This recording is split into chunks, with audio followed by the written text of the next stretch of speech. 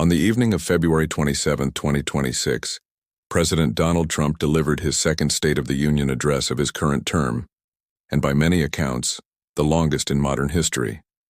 The speech clocked in at well over an hour, covering everything from border security and the economy to military operations abroad, healthcare costs, and the United States' 250th birthday on the horizon. Tonight, we're going to break it all down, section by section, in plain language. No spin, no agenda, just the facts of what was said, what claims were made, and what context surrounds them. Trump opened by framing his first year in office as a historic transformation. He referenced the 250th anniversary of American independence coming this July 4th and used it as a backdrop for a broader national celebration. Our nation is back, bigger, better, richer, and stronger than ever before. He painted a picture of the country he inherited, describing it as a nation in crisis with stagnant growth, high inflation, an open border, and declining military recruitment. And then he positioned the last 12 months as a sweeping reversal of all of that. Whether you agree with that assessment or not, those opening frames set the tone for everything that followed.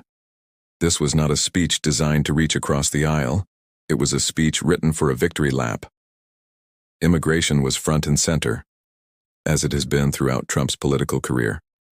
He declared the border the strongest and most secure in American history, citing that in the past 9 months, 0 illegal aliens had been admitted to the United States. He also cited a 56% decline in fentanyl crossing over the border in 1 year.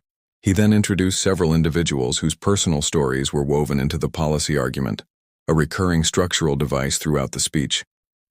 One of the most prominent was Delilah Coleman, a 5-year-old girl who was critically injured when an illegal immigrant truck driver collided with her vehicle. Doctors said she would never walk or talk again. She is now in the 1st grade. Trump used her story to call for the Delilah Law, legislation that would bar any state from granting commercial driver's licenses to people who are in the country illegally. He also acknowledged the Angel families, Americans who have lost loved ones to crimes committed by undocumented immigrants, describing decades of what he called government betrayal and media silence around their stories. On the broader immigration policy, Trump called on Congress to pass the Save America Act, which would require voter ID and proof of citizenship to vote. He cited polling showing 89% support for voter ID, including among Democrats. He also called for ending sanctuary cities and imposing penalties on officials who obstruct the removal of criminal immigrants. The economy section was one of the most data-heavy parts of the speech, and Trump made some striking claims. He said core inflation had dropped to its lowest level in more than 5 years, and that in the last quarter of 2025, it ran at just 1.7%. He cited gasoline prices below $2.30 per gallon in most states, and as low as $1.85 in Iowa. He stated that the annual cost of a new mortgage had fallen nearly $5,000 since he took office, and he claimed the stock market had set 53 all-time record highs since the 2024 election. On investment, he made one of his most striking comparisons. The Biden administration, he said, attracted less than $1 trillion in new investment over 4 years. His administration, he claimed, has secured over $18 trillion in committed investment in just 12 months. He also touted 70,000 new construction jobs, record oil and gas production, and 2.4 million Americans lifted off food stamps in a single year, which he called a record. One of the most pointed economic moments came around tariffs. Trump defended his tariff policy as the engine behind the economic turnaround, and then addressed what he called an unfortunate ruling from the Supreme Court regarding those tariffs. He assured the audience that alternative legal statutes were in place to maintain the tariff framework, and that congressional action would not be required. Trump credited the Republican-led Big Beautiful Bill with delivering the largest tax cuts in American history, including no tax on tips, no tax on overtime, and no tax on Social Security for seniors. He also announced that interest on auto loans is now tax-deductible, but only if the car is manufactured in the United States. He introduced Megan Hemhauser, a Pennsylvania mother who homeschools her children during the day while waitressing at night. Her husband works overtime in heavy equipment. Trump said this family would take home more than $5,000 extra this year as a result of the bill. He also highlighted Trump accounts, tax-free investment accounts seeded with government and private funds for every American child at birth. He pointed to Michael and Susan Dell donating $6,025 billion to fund these accounts for 25 million children. With additional contributions, Trump said the accounts could grow to over $100,000 by the time a child turns 18. On health care, Trump took direct aim at insurance companies, accusing them of enriching themselves off Obamacare, while regular Americans paid the price. He proposed redirecting government subsidies away from insurance companies and giving that money directly to individuals to purchase their own coverage. His most concrete announcement in this section concerned prescription drug prices. He stated that under new, most favored nation agreements, Americans, who have historically paid the highest drug prices of any nation, will now pay the lowest prices in the world. He introduced Catherine Rayner, who had been paying $4,000 for a fertility drug. After using the administration's new Trump RX website, she purchased the same drug for under $500. Trump called on Congress to codify the Most Favored Nation program into law. He also addressed energy costs related to AI data centers, announcing a ratepayer protection pledge, an agreement with major tech companies requiring them to build and power their own energy infrastructure rather than drawing from the public grid. The goal, he said, is to prevent rising electricity bills for American households.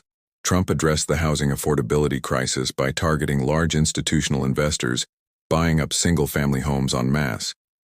He introduced Rachel Wiggins, a Houston mother who placed bids on 20 homes and lost every single one to investment firms that bypassed inspections and paid all cash. He said he had signed an executive order banning large Wall Street firms from bulk buying single-family homes and called on Congress to make that ban permanent. On retirement, he announced that Americans without access to employer-sponsored retirement plans, roughly half the working population, will gain access to a federal matching program under his administration, with the government matching contributions up to $1,000 per year. The foreign policy section was sweeping in its scope. Trump claimed to have ended 8 conflicts during his first 10 months back in office, listing Cambodia, Thailand, Kosovo and Serbia, Israel and Iran, Egypt and Ethiopia, Armenia and Azerbaijan, the Congo and Rwanda, as well as a near-nuclear escalation between Pakistan and India, which he said could have killed 35 million people without his intervention. On Gaza, he called the ceasefire nearly complete, and credited his envoys Steve Witkoff and Jared Kushner, along with Secretary of State Marco Rubio, with securing the return of every hostage, both living and dead, from Hamas captivity. The return of all 28 deceased hostages was described as something no one believed was possible. On Ukraine and Russia, Trump acknowledged that the war is still ongoing, with an estimated 25,000 soldiers dying every month. He stated he was working to end it and reiterated that the war would never have started had he been president. The most dramatic foreign policy claim was the announcement, or rather confirmation, of Operation Midnight Hammer, a June 2025 U.S. military strike on Iranian soil that Trump said obliterated Iran's nuclear weapons program. He stated that Iran had been warned not to rebuild, but was again pursuing its nuclear ambitions. He expressed a preference for a diplomatic resolution, but made clear that Iran obtaining a nuclear weapon remains an absolute red line. In January 2026, Trump announced that U.S. military forces carried out a raid to remove Venezuelan dictator Nicolas Maduro from power, bringing him to face American justice. Trump described it as one of the most complex military operations in world history, conducted against a fortress defended by thousands of soldiers and protected by Russian and Chinese technology. He honored Chief Warrant Officer Eric Slover, the helicopter pilot who flew the lead aircraft during the raid. Slover was shot 4 times in the leg and hip during the approach, but continued to fly, maneuvering his aircraft to protect his crew before handing off controls. Trump presented Slover with the Congressional Medal of Honor at the address. He also introduced Alejandro Gonzalez, a Venezuelan-American woman whose uncle, a political opponent of Maduro, had been imprisoned. She was told on live television that her uncle had been released and was present in the chamber. Trump highlighted a decline in crime, including what he called the single largest drop in the murder rate in recorded history, bringing it to the lowest level since 1900. He pointed to Washington, D.C. as a specific example, saying murders in January were down nearly 100% compared to the year prior. He introduced Anna Zarutska, a Ukrainian refugee whose daughter Irina was fatally stabbed on a Charlotte train by a man who had been arrested over a dozen times and released through no cash bail. Trump used her story to call for legislation requiring violent repeat offenders to be incarcerated and kept behind bars. He also honored Sarah Beckstrom, a 20-year-old National Guard soldier killed while on patrol near the White House by an Afghan national. Her colleague, Staff Sergeant Andrew Wolf, was shot in the head alongside her and was not expected to survive, but Trump announced his ongoing recovery. Trump addressed gender and education policy through the story of Sage Blair, a teenager who, at 14, was socially transitioned by school officials without her parents' knowledge. After running away and being placed in an all-boys state home, Sage has since recovered and now holds a full scholarship to Liberty University.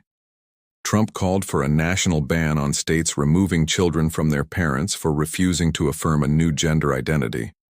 He also praised the First Lady, Melania Trump, for her work championing AI legislation, advancing executive orders on foster care, and securing $30 million for the Melania Trump Foster Youth to Independence initiative. On religion, Trump celebrated what he called a significant renewal of faith in America, particularly among young people, and honored the memory of Charlie Kirk, whom he said was murdered for his beliefs. Trump made a notable departure into accusations of large-scale government fraud, specifically citing what he called a $19 billion pillaging of taxpayer funds in Minnesota by members of the Somali community, saying the actual figure is likely higher. He announced a formal war on fraud to be led by Vice President J.D. Vance. He also called on Congress to pass the Stop Insider Trading Act, legislation that would prevent members of Congress from using privileged information for personal financial gain. His call received applause from both sides of the aisle. Trump called for a record military budget exceeding $1 trillion and touted success in military recruitment, with every branch hitting records. He announced that NATO allies had agreed, at his strong request, to increase their defense spending to 5% of GDP, up from the 2% target most had not been meeting. He also noted that every service member recently received a bonus of $1,776, a figure he said he personally adjusted upward by $1 from $1,775 to reflect the founding year of the United States. Trump ended the speech with a broad historical reflection, tracing the arc of American civilization from 13 colonies to what he called the pinnacle of human civilization. He invoked the 250th anniversary of independence as a moment of renewal and paid tribute to two 100-year-old figures in attendance. Veteran Buddy Taggart, who liberated a major internment camp in the Philippines, and Navy pilot Royce Williams, whose secret 1952 aerial battle, during which he downed 4 Soviet aircraft, was classified for over 50 years. Melania Trump presented Williams with the Congressional Medal of Honor. The closing argument was simple: America's best days are ahead. The revolution of 1776 in Trump's framing has never ended, and the golden age is just beginning. This was one of the most ambitious State of the Union addresses in recent memory, in length, in scope, and in tone. It touched nearly every major policy area, and it was anchored throughout by personal stories: a 5-year-old survivor, a gold medal hockey team, a pilot who bled through a combat mission and kept flying. Whether you agree with the policies or the claims, the structural intent of the speech was clear: to make the abstract feel personal, to link every data point to a human face, and to build a cumulative emotional argument that America is winning.